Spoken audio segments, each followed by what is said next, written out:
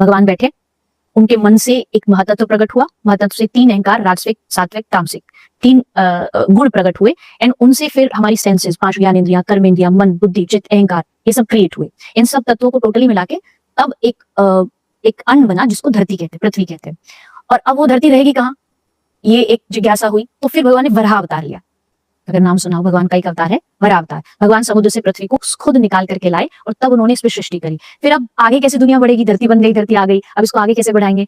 तो ब्रह्मा जी प्रकट हुए नारायण की नाभि से कमल पर, उनको कहा कि आप सृष्टि आगे बढ़ाओ। उन्होंने 10 पुत्र प्रकट किए, नारद जी हो गए, सनकादि ऋषि हो गए, उनको कहा कि तुम सृष्टि आगे बढ़ाओ, तो उन्होंने हाथ जोड़ दिए कि हम नहीं करेंगे, हम तो भजन करेंगे। तो फिर ब्रह्मा जी ने अपनी बॉडी से एक मेल एक फीमेल 2 क्रिएट करे, मनु शत्रुपा, उनसे पूरी धरती बनी। हम जो भी हैं मनु के बालक है, इसलिए हमारा नाम है मानव। मनु महाराज के वंश के होने के कारण हमें मानव कहा जाता है। ये चीज हमें वेस्टर्न स्टडीज में नहीं पढ़ाई जाती।